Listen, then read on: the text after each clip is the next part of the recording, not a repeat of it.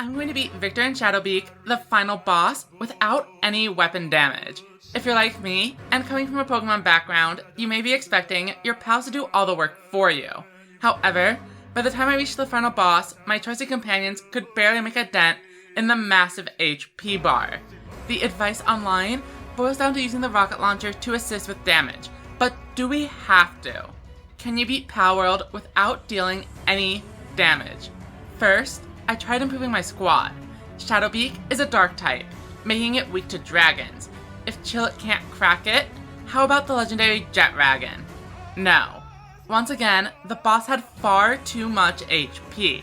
So, I set up a breeding ranch until I managed to procure a Jetragon with Musclehead and a Brave, further increasing the attack stat. It has much less HP than the Alpha, but what we need is power. I continued making eggs until I could condense it to 2 stars, and I gave it as many Pal Souls as I could for 30% extra HP, attack, and defense. I got it up to level 44, fed it a Mozzarella cheeseburger for 20% extra attack, and failed. But things were looking promising, as I had managed to deal way more damage than my previous attempt. Victory was within reach, and during the fight, I learned something valuable.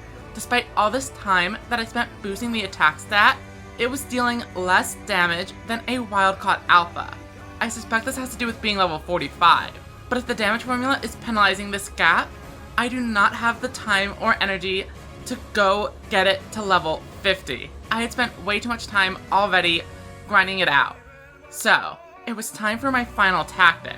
I may not be able to deal damage with the rocket launcher, but I can deal damage by mounting Jetragon and using the missile launcher. Up to this point, I'd been a completely passive observer. But now, it was time for Tamer and Pal to work together. At around the 5-minute mark, things are looking up. We've dealt over half of the damage that we need to, but then, I mess up. Focusing on attacks leaves me open to retaliation, and my first Jetragon falls. I continue to press. A minute and a half later, there is a narrow call, where my Alpha Jetragon, the strongest one, almost faints. Luckily, I managed to recall it just in time. However, with 2.5 minutes left, I go for another aerial missile. This attack deals 12,000 damage in one fell swoop, but it comes at the cost of the Alpha. We have just 2 minutes left, and my tank has fallen. Damage slows significantly, but I try my best to keep the others alive.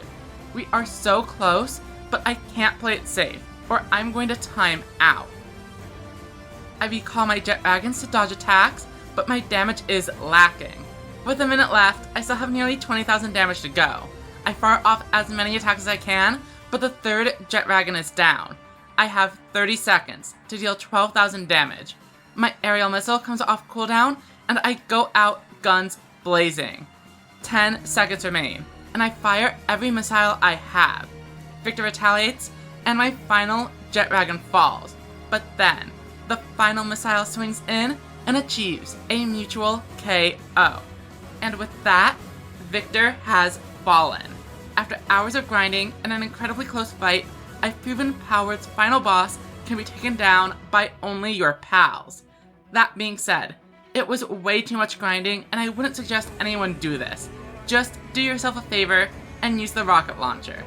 As a final note for anyone wondering, by the time your team is strong enough to deal with Victor, you'll absolutely crush the previous boss Marcus, even without the type advantage. There is one question that remains. Can a level 50, fully condensed Jetragon team clear the fight solo without being mounted?